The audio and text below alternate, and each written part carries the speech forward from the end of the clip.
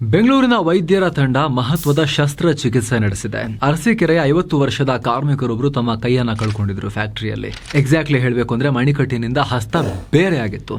ಇವರಿಗೀಗ ಬೆಂಗಳೂರಿನ ಬ್ಯಾಪ್ಟಿಸ್ಟ್ ಆಸ್ಪತ್ರೆಯಲ್ಲಿ ಸಕ್ಸಸ್ಫುಲ್ ಆಗಿ ಚಿಕಿತ್ಸೆ ಮಾಡಲಾಗಿದೆ, ಆಪರೇಷನ್ ಮಾಡಲಾಗಿದೆ. ಬ್ಯಾಪ್ಟಿಸ್ಟ್ ವೈದ್ಯರ ತಂಡ ಡಾಕ್ಟರ್ ಮಧುಸೂದನ್ ನೇತೃತ್ವದ ತಂಡ 9 ಗಂಟೆ ಶಸ್ತ್ರಚಿಕಿತ್ಸೆ ನಡೆಸಿ ಕೈಯನ್ನ ಜೋಡಿಸಿದ್ದಾರೆ. ಮೊದಲಿಗೆ ಮೂಳೆಯನ್ನ ಜೋಡಿಸಿ ನಂತರ 20ಕ್ಕೂ ಅಧಿಕ ಸ್ನಾಯುಗಳು ಮತ್ತು ರಕ್ತನಾಳಗಳನ್ನ ಕೂಡ ಒಂದೊಂದಾಗಿ ಕನೆಕ್ಟ್ ಮಾಡಿದ್ದಾರೆ.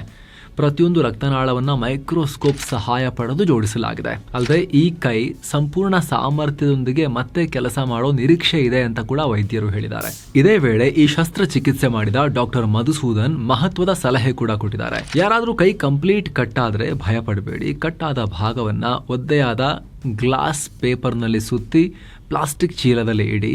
ನಂತರ ಆ ಚೀಲವನ್ನ ಐಸ್ ಮೇಲೆ ಇಡಿ. ಆದ್ರೆ ಡೈರೆಕ್ಟ್ ಆಗಿ ಐಸಲ್ಲಿ ಇಡೋಕೆ ಹೋಗಬೇಡಿ. ಇಟ್ರೆ ಹಾನಿ ಆಗೋ ಚಾನ್ಸಸ್ ಇರುತ್ತೆ. ಕಟ್ಟಾದ ಭಾಗವನ್ನ ಪುನಃ ಜೋಡಿಸೋಕೆ 6-7 ಗಂಟೆಯ ಗೋಲ್ಡನ್ ಟೈಮ್ ಇರುತ್ತೆ.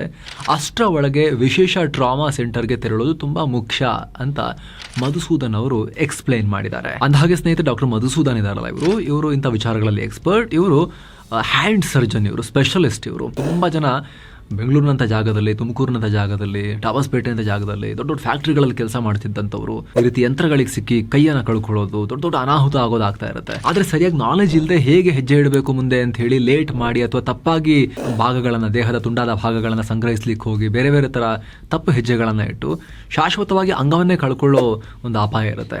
ಹಾಗಾಗಿ ಆ ನಾಲೆಜ್ ಇರೋದು ತುಂಬಾ ಮುಖ್ಯ ಸ್ನೇಹಿತರೆ.